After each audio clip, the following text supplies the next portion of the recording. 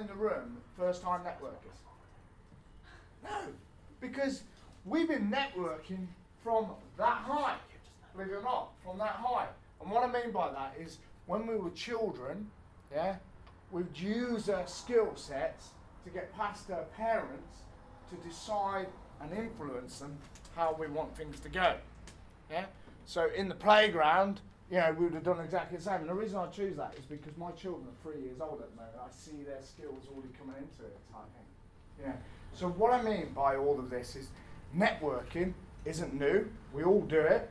But at the same time, how many of us came through that door for the very first time and felt, oh my, this is scary.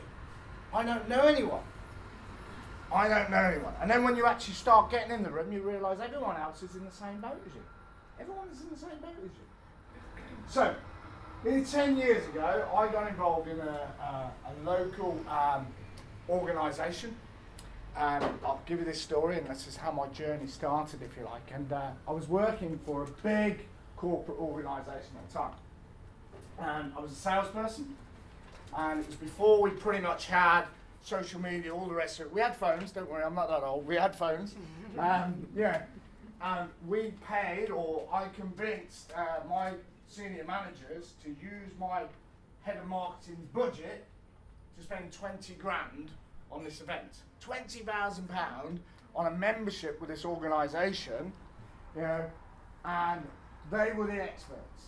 They were the experts, and we were going to do a massive breakfast to get everyone in to see our business. And our business was telecoms. Anyone in telecoms right now? Don't want to insult anyone, but telecoms is not the greatest plug for business, because you've all heard it. You've all heard, like, yeah, we can save you money. Brilliant.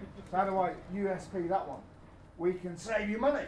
So that's all we were talking about. But obviously, you know, the company at the time was bought out by a car firm, so they were quite big, but they were small in the business arena.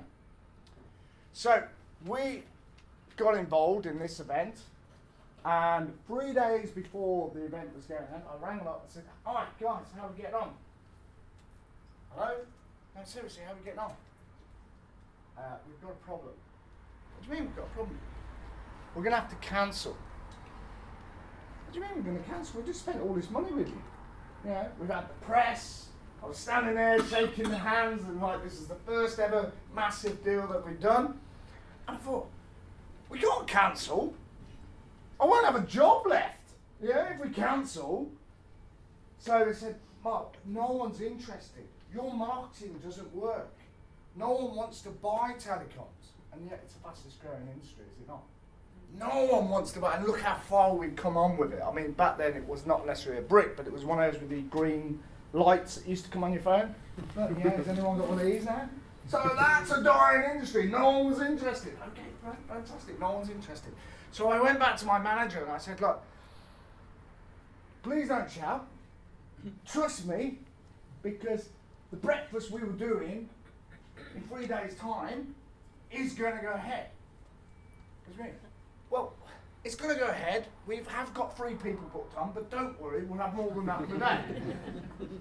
And he's like, Mark, you know that the marketing manager's coming down with the heads of department from London to Birmingham, yeah, to this event, and you've got 3 people booked. I said, it'll be fine. Because behind the scenes I was thinking, oh my giddy, I'm going to get sacked in 3 days' time. Yeah? But I'm the sort of person who, you know, and someone said this to me the other day actually, he said, Mark, you know, it doesn't matter how much gets thrown at you, it doesn't matter what goes on in your life, you keep going. You're so stubborn, it's unbelievable. You should have failed 10 times, but you keep going. And I am that type of people, but I'm sure there's a lot of that character in all of us here because we're entrepreneurs. Yeah? So 3 days. There I am, giving out leaflets. And back then it was pretty much scribbled on them. Yeah? And I was knocking on doors. Just, yeah, good old-fashioned knocking on doors. And I was saying to people, hi, Mark Linton. We've got an event across the road in 3 days' time, free breakfast. Do you fancy it? Yeah, and people were like, they were businesses, busy. Yeah, we'll see. Well, I'll put you on the list, see what happens. I said, give us your number though, because I can text you. But it's coming up. Text you at 6 o'clock in the morning in 3 days' time, then it's going to be on. Yeah, you are going to come. But the point was, I remember, yeah, if you ever work for someone, you can always have a great budget, don't you? You have the flashiest car in the world because someone else is paying for it. Trust me, when you work for yourself, that all goes. But ultimately, I had this car, loved it, dream, didn't realise I parked it on a waiting zone. And as I was going around networking, knocking on everyone's door, I've got to get these people there. I saw my car being towed away and drove down the road. I thought, this has got to be worth it. This was like £150 to get it out. 3 days later, I got 78 businesses through the door for breakfast. Now, I don't believe they all knew what they were there for. But they were so taken back that I'd made the effort to bring them together. Yeah, and when they got there, they were thankful. And not only that, I was thankful because I didn't get sacked. Yeah. And the marketing manager couldn't believe it because she was like thinking, I can't wait till you fail. Yeah? But my point is, with networking, that's how we start. That's how we start. We grow our businesses. We talked about it earlier. We grow our businesses through connections.